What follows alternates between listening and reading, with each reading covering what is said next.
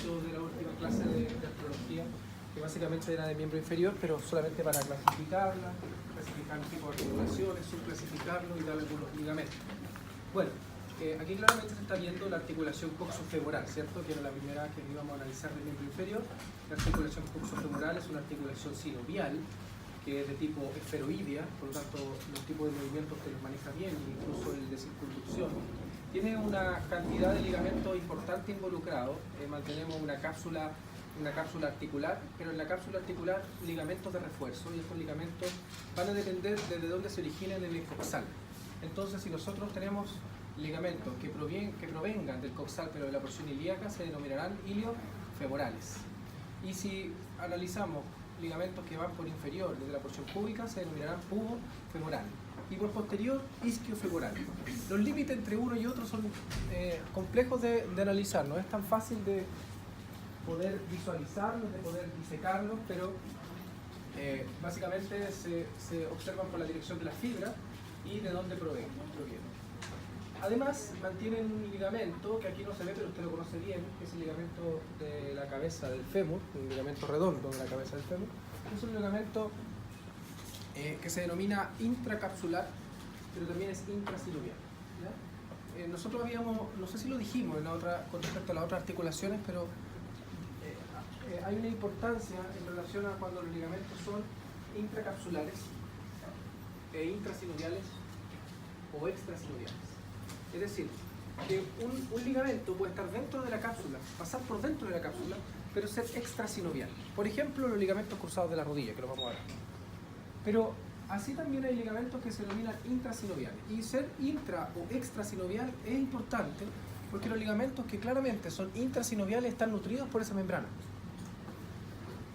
Porque un ligamento básicamente tiene una nutrición pobre. Por lo tanto, los ligamentos que se denominan extrasinoviales son ligamentos que son de difícil reparación. Y cuando se lesionan, mantienen un periodo muy largo de reparación, como el ligamento cruzado de la rodilla. Por eso que cuando se lesionan, mantienen rehabilitaciones de sobre 8 meses, 6, 8 meses, 1 año, 2 años, toda la vida de repente.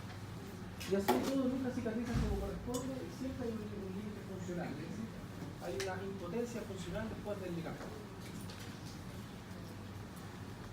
Articulación esferoidea. Y ahí estamos viendo los ligamentos isquiofemorales, ¿cierto? Que son por posterior mezclados con la cápsula. Ahí estamos viendo el ligamento redondo de la cabeza del fémur y habíamos analizado que esto era parte más bien del complejo de articulaciones que existían en la pelvis, que eran todas sínfisis, ¿cierto? Y habíamos nombrado incluso los ligamentos asociados, el ligamento uviano, que es superior, y el ligamento arqueado del pubis, que es inferior, pero son de tipo cartilaginoso secundario. Las articulaciones de la rodilla van a haber distintos tipos dentro de la misma articulación. Esto es algo que usted debe manejar. La articulación femoropatelotibial es la articulación de la rodilla. El tipo de articulación que se clasifica, yo quiero que usted lo clasifique. ¿Qué tipo de articulación es la rodilla? Sinovial, chiquillos. Sinovial, el otro es un subtipo. Sinovial, tipo, subtipo, troclear. Porque ¿cómo se mueve? En flexión y extensión. Ya, perfecto. Es troclear. Pero aquí viene un concepto que también quiero que lo apliquen al resto de las articulaciones. Nosotros hemos avanzado de una articulación a otra, dando clasificaciones y subclasificaciones, así como que fuera esto una cosa media militar, así como esto y no es esto. Pero aquí viene otro concepto. Es que las articulaciones se rigen por el movimiento mayor. ¿Se acuerdan que se nos dije? Y ese lo clasifica. Pero en estricto rigor, esta articulación no tiene una tróclea. Tiene cóndilos. Cóndilos tibiales y cóndilos femorales. Y bueno, y la fosa intercondilia funciona como tróclea. Sí, más o menos. Entonces, es una articulación distinta. ¿Por qué? Porque finalmente funciona también como una articulación condilia.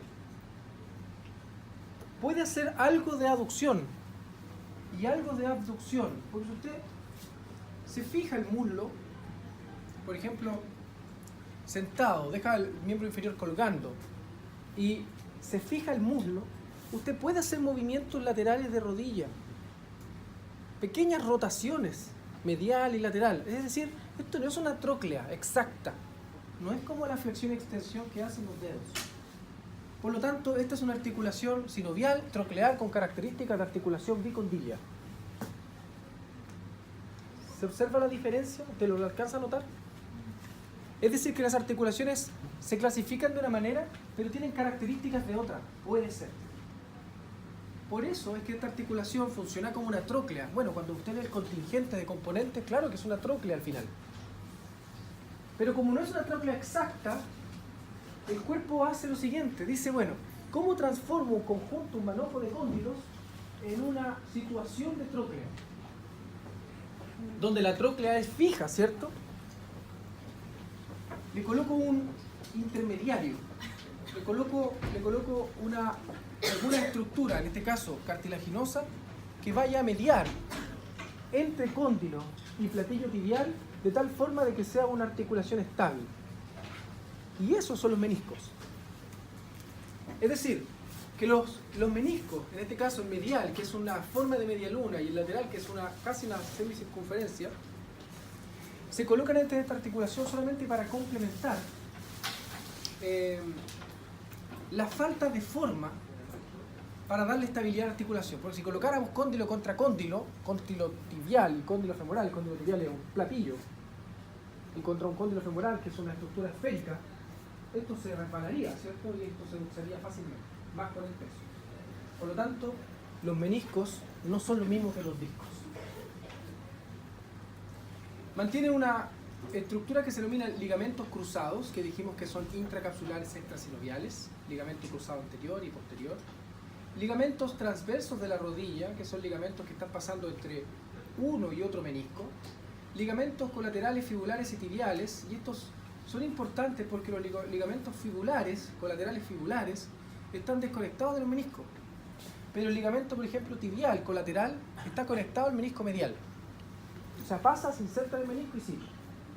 Y eso es importante porque cuando hay una lesión de menisco medial, o viceversa, o hay una lesión de ligamento colateral medial, hay una lesión meniscal. O sea, eso es una aplicación clínica. Este ligamento, clínicamente, ese es más importante que el otro. Porque que se lesiona el ligamento colateral fibular, se lesiona solo. Y se repara solo y se repara bien. Porque es extracapsular. Pero este es extracapsular, pero además está asociado a la cápsula. Y el tendón patelar anterior forma parte de la articulación. Es un estabilizador dinámico de la articulación.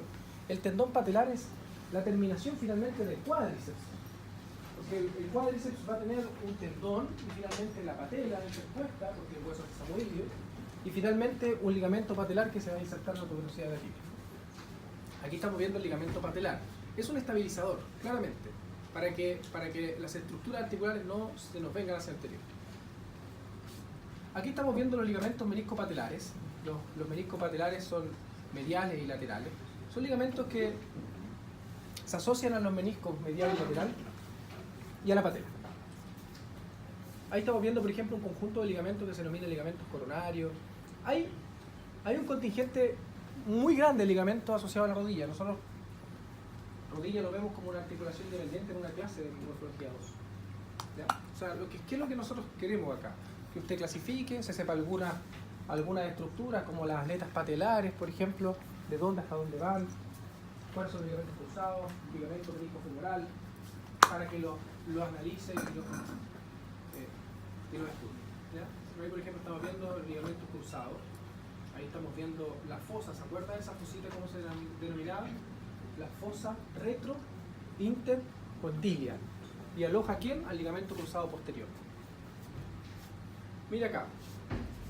Mira ese ligamento. Ligamento colateral fibular, desconectado. Mira el ligamento colateral tibial, conectado al menisco medial. Eso es lo que le estaba diciendo.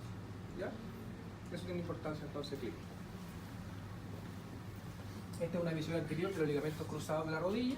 Acá estamos viendo el ligamento cruzado anterior, ligamento cruzado posterior, pero yo les invito a que lo puedan leer, sobre todo en un texto bueno, como Rubier. ¿Ya? Lo lea, lea sobre ligamentos de la rodilla, nada muy complejo, tampoco se enrede. Algo para que usted tenga claridad cuando observe una estructura de la articular de rodilla, sepa qué ligamentos están asociados. La articulación tibiofibular proximal. La articulación tibiofibular proximal es de tipo sinovial plana. ¿Se acuerda que había una carilla ahí? Entonces, sinovial plana. Cuando decíamos que cuando tenemos un tipo de articulación aquí, proximal, que está después mediada por una articulación sindesmótica con una membrana, la articulación distal es un rango menor de movimiento. ¿De acuerdo? En el miembro superior manteníamos una articulación trocoide perfecta. La articulación inferior era imperfecta. En este caso es sinovial plana. Entonces, ¿cuál será un rango menor de movimiento?